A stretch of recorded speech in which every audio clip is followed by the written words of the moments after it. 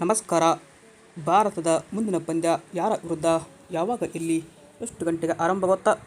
ಇಲ್ಲಿದೆ ನೋಡಿ ಪಂದ್ಯದ ಸಂಪೂರ್ಣವಾದ ಮಾಹಿತಿ.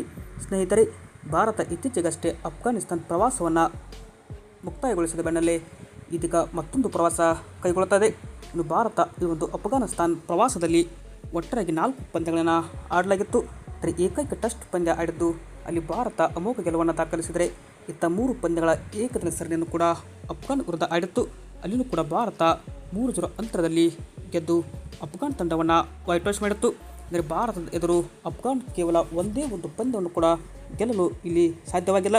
ಹೀಗಿರುವಾಗ ಭಾರತ ಈ ಒಂದು ಅಫ್ಘಾನಿಸ್ತಾನನ ಗೆದ್ದು ಆತ್ಮವಿಶ್ವಾಸವನ್ನು ಹೆಚ್ಚಿಸಿಕೊಂಡ್ರೆ, ಈ ಒಂದು ಟೀಮ್ ಇಂಡಿಯಾದಲ್ಲಿ ಸ್ಕ್ವಾಡ್ ಕೂಡ ಇತ್ತೀಚೆಗೆ ಬಿಡುಗಡೆ ಆಯಿತು.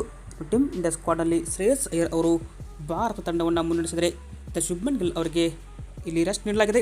ಇನ್ನು ವೈಸ್ ಕ್ಯಾಪ್ಟನ್ ಆಗಿ ತಿಲಕ್ ವರ್ಮಾ ಇಲ್ಲಿ ಕಾಣಿಸಿಕೊಂಡರೆ, ಟೀಮ್ ಇಂಡಿಯಾ ಪರವಾಗಿ ಈ ಒಂದು 15 ವರ್ಷದ ಯುವ ಆಟಗಾರ ವೈಭವ್ ಸೂರ್ಯವಂಶಿ ಡೆಬ್ಯೂ ಮಾಡುವ ಸಾಧ್ಯತೆ ಇದೆ.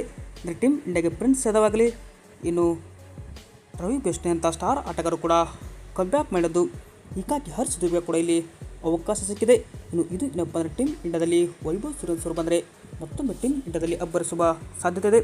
ಹೀಗಿರುವಾಗ ಭಾರತ ಮುಂದಿನ ಪಂದ್ಯ ಯಾರ ವಿರುದ್ಧ ಅಂತ ಕೇಳ್ತಾ ಹೋಯ್ತಂದರೆ ನೋಡ್ಬೋದು.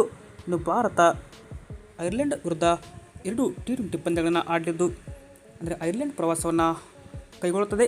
ಭಾರತ ಐರ್ಲೆಂಡ್ಗೆ ಹೋಗಿ ಆಡುವುದು ಇಲ್ಲಿ ವಿಶೇಷ. ಅಂದರೆ ಐರ್ಲೆಂಡ್ ವಿರುದ್ಧ ಮೊದಲ T20 ಪಂದ್ಯ ಯಾವಾಗ ಅಂತ ಕೇಳ್ತಾ ಹೋಯ್ತಂದರೆ ನೋಡ್ಬೋದು.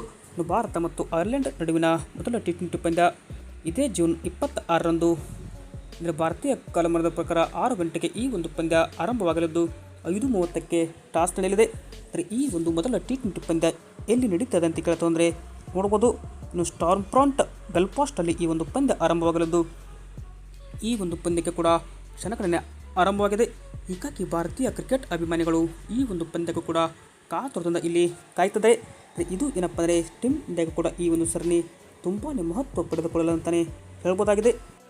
ವಿಡಿಯೋ ಇಷ್ಟವಾದರೆ ಲೈಕ್ ಮಾಡಿ. ಹಾಗೆ ಇದೇ ತರಹದ ಸ್ಪೋರ್ಟ್ಸ್ ಮಾಹಿತಿಗಾಗಿ ತಪ್ಪದೆ ನಮ್ಮ ಒಂದು ಯೂಟ್ಯೂಬ್ ಚಾನಲ್ಗೆ ಸಬ್ಸ್ಕ್ರೈಬ್ ಆಗಿ ಸಪೋರ್ಟ್ ಮಾಡಿ. Thank you.